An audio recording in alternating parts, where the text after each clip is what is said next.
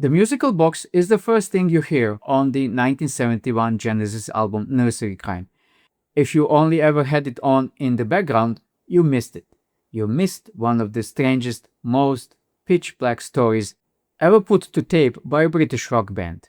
It's a ghost story. A story about a murdered child who claws his way back to the living as a rotting, dying old man. He's desperate for one thing before he vanishes.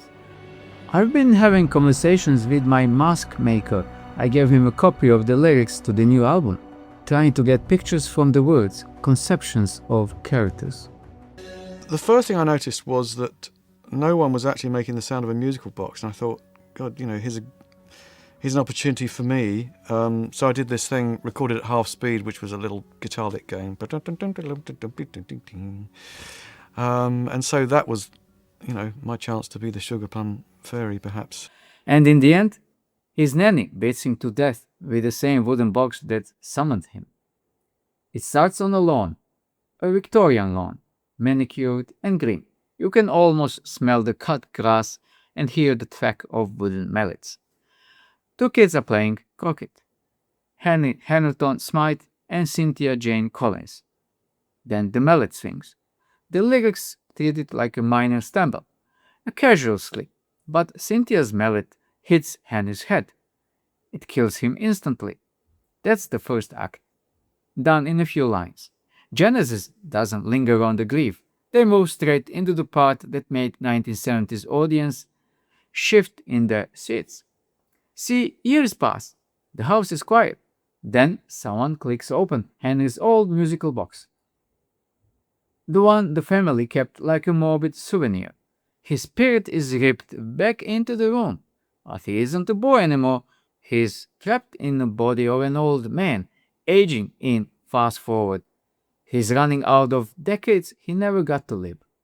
He's a ghost with the urges of a man and the mind of a child. He wants Cynthia. She's grown now, and she's standing right there, completely unaware that a spirit has spent his entire afterlife craving the childhood she took away. The song doesn't play nice. It doesn't soften the blow. It frames his desire as physical, predatory, and desperate. Now, Peter Gabriel didn't just sing this, he lived it. On stage, he'd slip on a grotesque old man mask.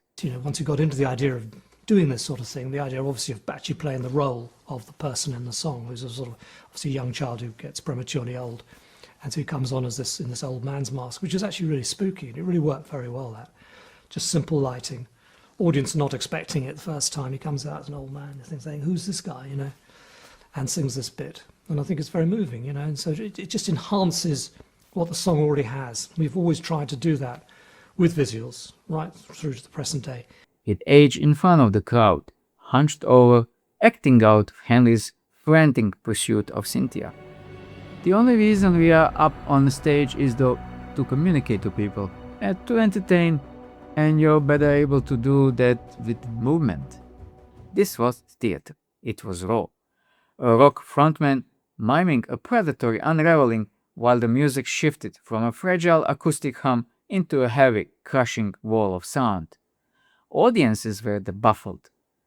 But I think it made all the difference, though, because you've got this very serious music, which is great if you're musicians and you're into it. You can tell the difference between 9/8 and 7/8 and all the rest. But for audiences, in the early days, they used to wander off to the bar when we were doing some of this early stuff. And I think that the visuals and all of it, the light show, Pete's costumes, everything, I think it made all the difference. Some venues actually complained. You have crowds sitting in total, stunned silence instead of clapping. But when you were in the theatre at the time, at the moment, and you could sort of feel something challenging and disturbing for an audience, and learning what that was and how to sort of employ it in our artillery, I think was part of what gave us some strength in performance. It wasn't designed to be easy. We are not entertaining in the same way that Lindisfarne are. We are a depressing bunch, really. It's good to shift people's head around a bit. Gabriel wanted it to hurt a little. But here's the thing. The ending is the part no one sees coming. Just as Henry, now fully withered, reaches for Cynthia, the nanny bursts in. She doesn't see a tragic spirit. She doesn't see a boy trying to reclaim a stolen life. She sees a monster threatening a girl. So she grabs the only weapon near her, the musical box. She kills him with it. The very object that gave him a second chance is the one that sends him back to the dirt. The loop closes. No explanations, just a violent end to a violent return. Even the album art felt the heat. All those heads on the croquet lawn, it's odd, because at the time I had never painted this for any other reason than to represent the music. I had no clue it would be so contentious. Paul Whitehead painted that croquet scene. At first glance, it's a bright, childlike illustration. But look closer, look at the lawn. Those aren't croquet balls. But there was a mood which Paul nailed, I think, which, although an external scene because of the croquet game and, again, the sort of suppressed violence, was, I think, accurate for the vibe that we were trying to portray at the time. And the cover was kind of interesting. We decided we wanted like an Alice in Wonderland kind of look, but with menace. You know, it had to be Alice in Wonderland, but the nurse was the one that punished you, you know. And of course, the idea was, you know, this girl was haunted by this music box. And we took it a bit further and we had her playing croquet with our brother's head. When I showed them my original painting, they all said that it didn't look old enough. You can imagine what it was like in those days for the unsuspecting record browser. Some shops refused to even put it in the window. It was too much. And it's, I don't know, you know, when I did it, and I think about it, when I did it, it was just a job, you know, it was another job that I did my best, of course. And I don't really understand to this day why it's in people's consciousness, you know, it means something more than it originally meant. It made people look away, which of course made them want to look even closer. Musically, the song is a slow burn.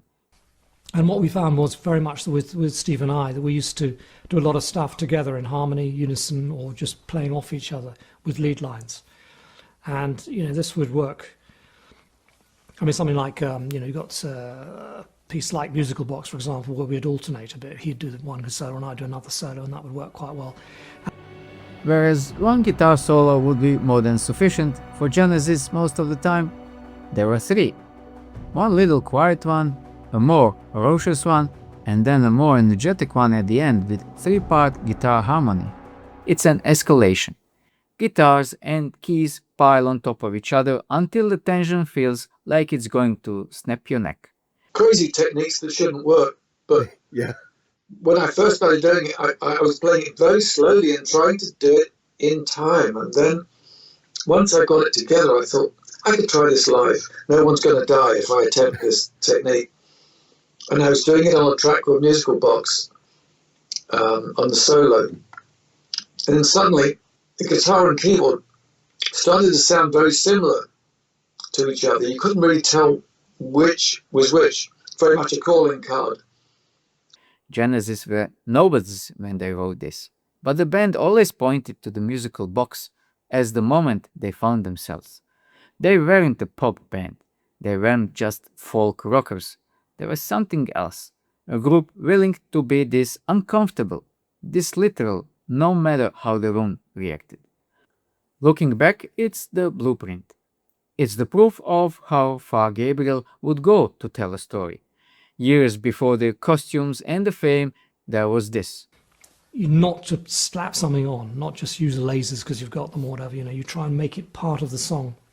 So you try and get the builds and sometimes the sort of lyrical content to be illustrated by what you're doing. And I think Musical Box was sort of the first time we really did that successfully, and it's very simple. And that came obviously from Peter and was very effective. The mask, the aging, the sudden ugly ending. It's tucked away on an early album that most casual fans skip. But in this story, nobody wins. Henry doesn't get his life back, Cynthia never knows how close she came to the edge, The nanny stops a horror she doesn't understand using a box that has no idea what it's done. 11 minutes of gothic horror, a man in a mask, and an audience that expected something much, much safer.